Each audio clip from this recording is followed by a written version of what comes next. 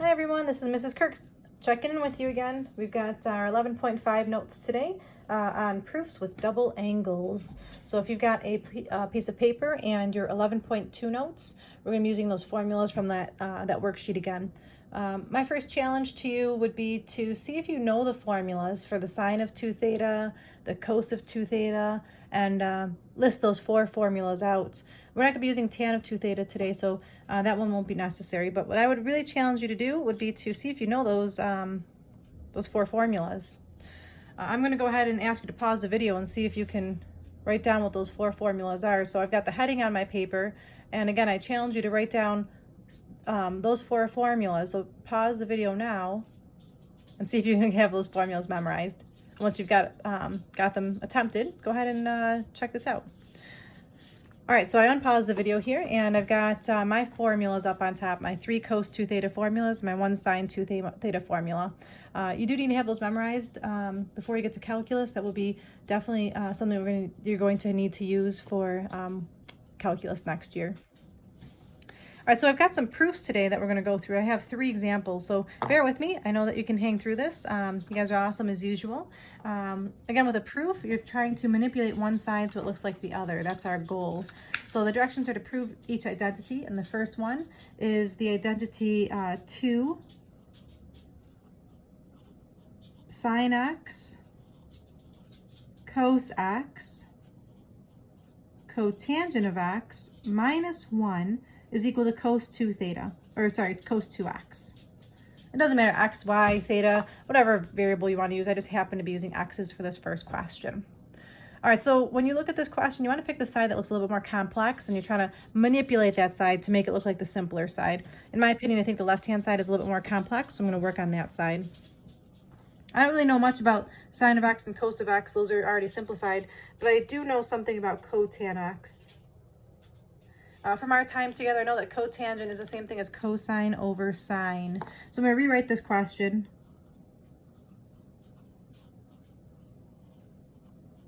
And in place of my cotangent, I'm going to put cosine over sine.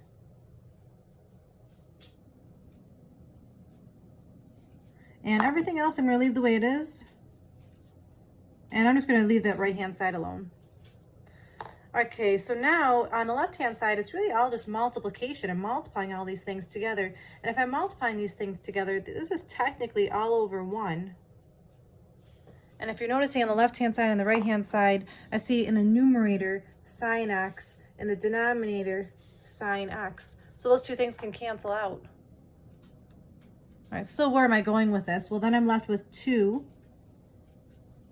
cos x times cos x minus 1. Well, no, cosine times cosine is really cosine squared. And then, wait a second, 2 cos squared x minus 1 matches really nicely here, 2 cos squared theta minus 1. So according to my double angle formulas up here, this is really the same thing as cos 2 theta, which is what we're trying to prove. So I'm going to finish the proof off by saying cos 2 theta, or 2x, sorry, is equal to cos 2x. You do have to show that equality. Put a little check mark. I'm going to carry down my equal signs, draw my arrow going straight down. I didn't want to write that down every single time. All right, great job. That's one of the 3 questions. So here's my question number 2. Question number 2 is I've got this fraction, 1 over the cosine of 2 theta is equal to the secant squared theta over 1 minus tan squared theta. And again, you want to pick the side that looks a little bit more complex. And to me, the side that looks a little more complex this time is the right-hand side. So I'm going to go ahead and change all the things that I know about the right-hand side here. I know secant is the same thing as 1 over cosine. So I'm going to change that to be 1 over cos squared theta. The denominator is going to be 1 minus. Now tangent, I could leave it as tangent, but I know tangent is the same as something else. Tangent is the same thing as sine over cosine. And because it says tan squared, that's really sine squared theta over cos squared theta. And I'm just going to take a minute to pause here and just name this for what this is. This is called a complex fraction. And if you recall, the strategy for complex fraction, you therefore want to get a common denominator.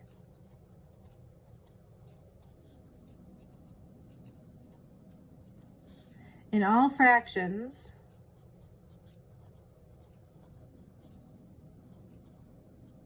and cancel your denominators.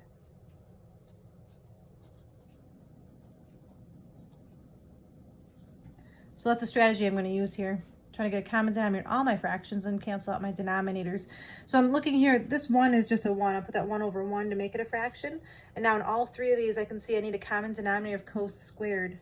So I'm going to multiply this by cos squared theta over cos squared theta. All right, so on the right-hand side, well, wait a second. They all have cos squared theta as my denominators. So I'm going to go ahead and cross off my denominators now and write down what I've got left over. So here I've got 1 on top. The bottom is cos squared theta minus sine squared theta. Hey, wait a second. Cos squared theta minus sine squared theta matches right up here with my double angle formula. So I finished this proof off. It's really 1 over cos 2 theta, and that matches all the way over here. Again, you have to draw that line to show the equality. And here's my little checkbox to know I checked it off. I proved it. All right, great job. Again, what I recommend when you're doing these problems with me is maybe pause the video and see how far you can get, and then unpause the video and see if you were correct with your assumptions. This is, the first time for all of us here trying to do this together, so that's just a recommendation. Oh, here's my question number 3, the last question of the day. We've got 2 over sine squared of 2 theta is equal to cosecant squared theta over 2 cos squared theta. Okay, so for this particular question, both sides look pretty complex to me. My hint here is I'm going to go ahead and just work on the left-hand side. I see a double angle here, and I'm going to use one of the double angle formulas from up on top. So I'm going to rewrite this as 2 over, I'm using the formula from the top of the sheet there, sine of 2 theta is really 2 sine theta cos theta. And because it says sine squared, I'm going to go ahead and put this in parentheses and square it. Okay, so where am I going here? The top stays the way it is, 2 over. If I square the denominator, 2 squared is 4. This becomes sine squared theta cos squared theta. And this would be a good time to pause the video and see if you can figure out what to do next. Just to think about it for a moment before you just continue on. I'm going to continue on. What I recommend next is to split this up actually into 3 separate fractions. So I'm going to make this in the fraction 2/4 times 1 over sine squared theta times 1 over cos squared theta. And again, this would be a good spot to maybe pause and think about what I just did there.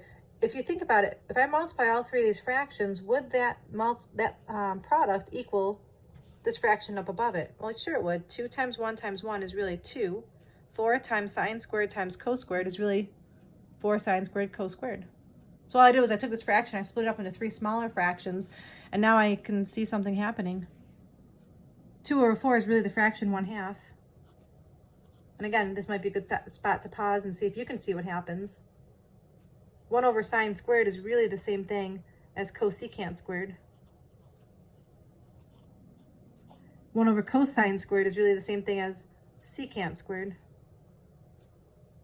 Well, actually, it is the same thing as secant squared, but I noticed if I'm looking at the solution I'm trying to find, it's actually gone a little bit too far. I don't see secants any place. So I think actually it would have been better off if I left it as 1 over cos squared. So sometimes in proofs, you might go a little bit too far, like I just did. I'm just going to leave that one actually as 1 over cos squared.